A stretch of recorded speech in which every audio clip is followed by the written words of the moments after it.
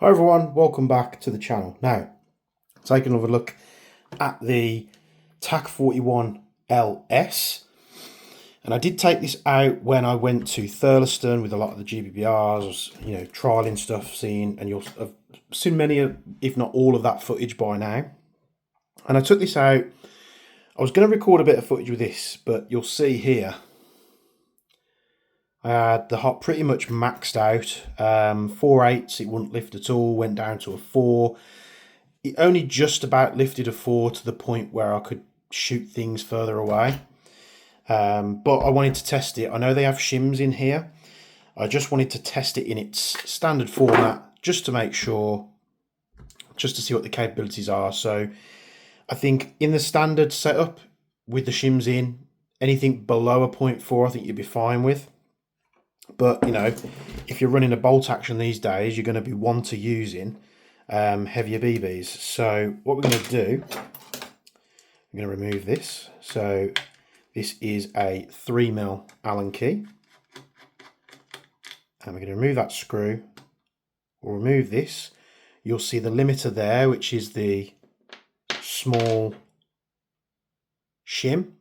So that small shim basically adjusts the preload. So what that basically does is it lifts the hop wheel up slightly and limits how much force you can put on the nub. And they've done this intentionally to stop people, cranking the hop up all the way on, blocking their barrels and having issues like that.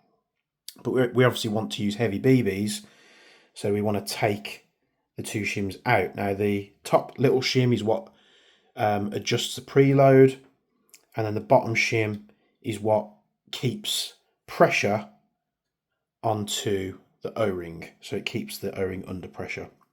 So we're going to be taking that out today. Now what you could do is you could remove, if I can get this shim off here, if you want to use heavier BBs, you could just take the hop wheel off and you could remove the small and the larger shim, place them to one side, pop your O-ring back on, pop your wheel back on, screw this thing down. You're going to obviously want to adjust this all the way off, and you'll see with those off it actually stops. You've got like a slight wall at 0. Now you can push past it because what I found was I was going round and round and round trying to get it to work, and then when I got back I thought I remembered, because I was talking to someone else in the Discord. I was talking to a guy called calls himself Titan, which if you're watching this, shout out to you, because we've been chatting a lot on Discord about these.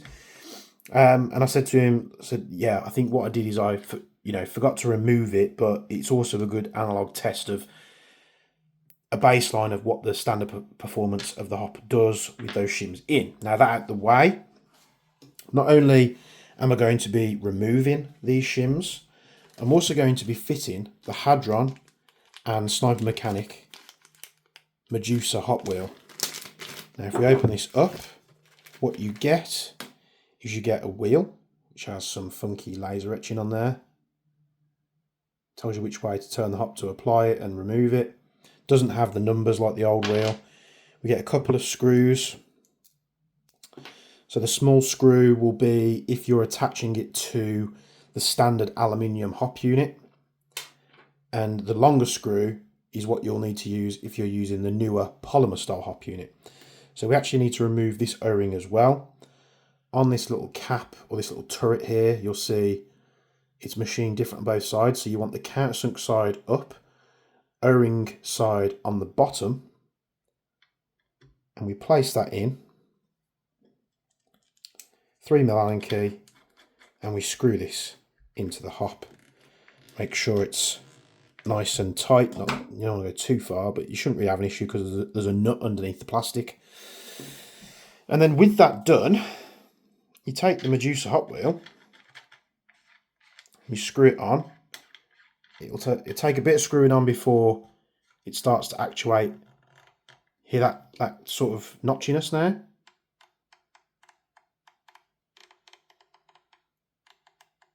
So what you'll find with this wheel, if I can try and zoom you in here, so I'm just having a look, it's not actually actuating the hop just yet.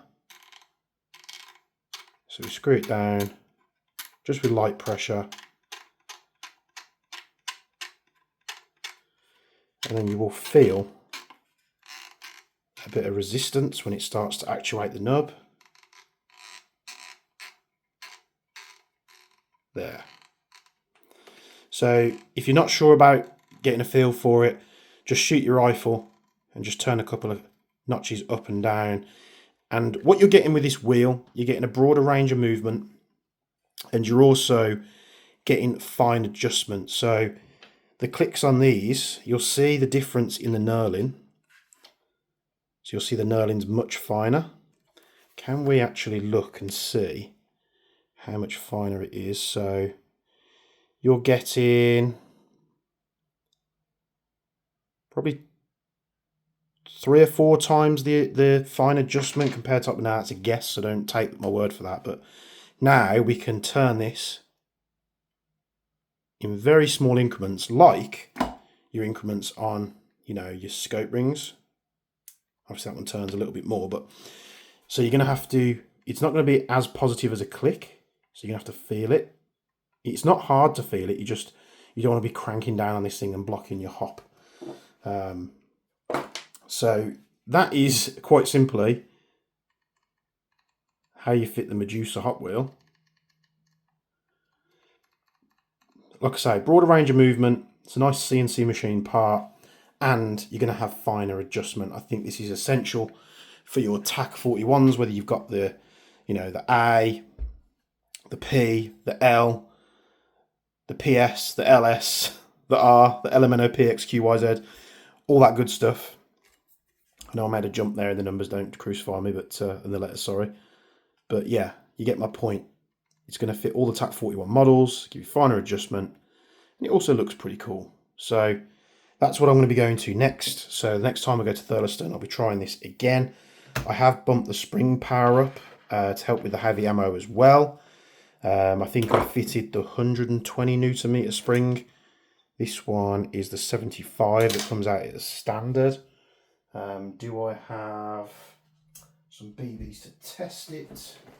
Let's have a quick look. I did have a bottle of BBs around here somewhere, but no, I can't really see. So I'm waiting on various shops to get ammo back in stock. It's weird now that you have to pre-order BBs. It's bonkers, isn't it? So I'm waiting for a few shops to get ammo back in stock in terms of 4s and 4.8s, because I have been doing a lot of testing with 4s and 4.8s in the GBBRs. Now, a bit of a precursor to videos to come, I actually went out on another sort of range day with a buddy of mine. We were testing the new Aaron Smith Spear LT MWS, seeing what that was doing as its bog standard configuration as it comes to you. And we was also comparing it to the Spear LT CSAW from Toxicant. And then we managed to hit a target, a measured target. Now, on this second range day, you won't see it, but we actually took the time. We got this really long measuring tape. I think it was like 50 meters long. And we measured out 20, 40, 60, and 80 meters.